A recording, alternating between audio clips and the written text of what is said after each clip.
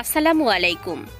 আজকের এই পর্বে আমাদের আলোচ্য বিষয় মুহররম মাসের রোজার ফজিলত ও আমল। মুহররম হিজরি বর্ষের অন্যতম গুরুত্বপূর্ণ মাস। পবিত্র কোরআনুল কারীম ও হাদিস শরীফে এ মাসকে অত্যন্ত ফজিলতপূর্ণ বলা হয়েছে। কোরআনের ভাষায় এটি সম্মানিত 4 মাসের অন্যতম। এ মাসে বেশি বেশি নফল রোজা ও তওবা ইস্তিগফারের প্রতি উৎসাহিত করা হয়েছে। আশুরার রোজা রাখার ফজিলত অনেক বেশি। এদিনে রোজা রাখার ফজিলত বর্ণনায় রাসূল সাল্লাল্লাহু আলাইহি ওয়াসাল্লাম বলেন, আশুরার দিনে সাওমের ব্যাপারে আল্লাহর কাছে আমার প্রত্যাশা, আল্লাহ এর দ্বারা পূর্ববর্তী 1 বছরের সব গুনাহ মাফ করে দেবেন। সহিহ মুসলিম শরীফের হাদিস। একান্ত অপারগ না হলে শুধুমাত্র আশুরার দিন অর্থাৎ মুহররমের 10 তারিখ একটিমাত্র রোজা রাখা অনুচিত, বরং আমাদের উচিত মুহররমের 9 ও 10 অথবা 10 ও 11 অন্তত 2 দিন রোজা রাখা। আশুরার 2টি রোজা রাখা উত্তম। নবী করিম সাল্লাল্লাহু আলাইহি ওয়াসাল্লাম রমজানের পর মুহররম মাসের রোজা সবচেয়ে উত্তম বলে বর্ণনা করেছেন। হযরত আবু হুরায়রা রাদিয়াল্লাহু তাআলা আনহু থেকে বর্ণিত, তিনি বলেন, রাসূলুল্লাহ সাল্লাল্লাহু আলাইহি ওয়াসাল্লাম বলেছেন, রমজানের পর সবচেয়ে উত্তম রোজা হচ্ছে আল্লাহর মাস মুহররমের রোজা। সহিহ মুসলিম শরীফের হাদিস। রাসূলুল্লাহ সাল্লাল্লাহু আলাইহি ওয়াসাল্লাম মুহররম মাসকে শাইরুল্লাহ বা আল্লাহর মাস বলেছেন। জানা কথা, সকল মাসই আল্লাহর মাস।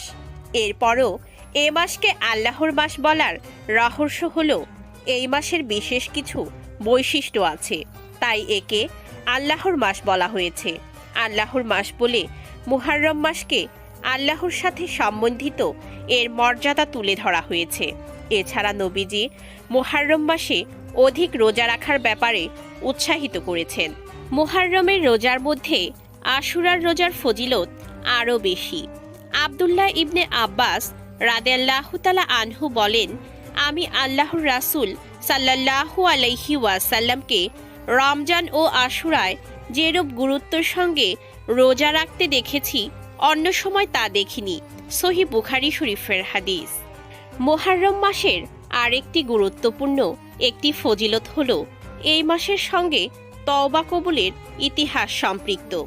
একটি হাদিসে আছে, আলী রাদিয়াল্লাহু তাআলা আনহুকে এক ব্যক্তি প্রশ্ন করেছিলেন, রমজানের পর আর কোন মাস আছে যাতে আপনি আমাকে রোজা রাখার আদেশ করেন?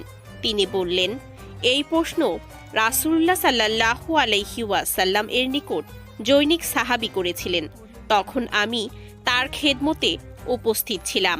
উত্তরে রাসূল সাল্লাল্লাহু আলাইহি ওয়াসাল্লাম বললেন, রমজানের পর যদি তুমি রোজা রাখতে চাও তবে মুহররম মাসে রাখো, কারণ এটি আল্লাহর মাস। এ মাসে এমন একটি দিন আছে যে দিনে আল্লাহ তাআলা একটি জাতির তওবা কবুল করেছেন এবং ভবিষ্যতেও অন্যান্য জাতির তওবা কবুল করবেন। তিরমিজি শরীফের হাদিস। ইস্তেগফার ও দোয়া কবুলের জন্য অন্যতম নিয়ামক হচ্ছে দরুদ শরীফ পাঠ করা। তাই যখনই আমরা ইস্তেগফার বা দোয়া করব, সাথে সাথে দরুদ পাঠ করব। এটা যেহেতু সম্মানিত মাস, তাই এ মাসের সম্মানে গুনাহ থেকে বেঁচে থাকার ব্যাপারে আমরা বিশেষ সতর্ক থাকব। আল্লাহ তাআলা আমাদের সবাইকে কুরআন ও সুন্নাহের উপর যথাযথ আমল করার তৌফিক দান করুক।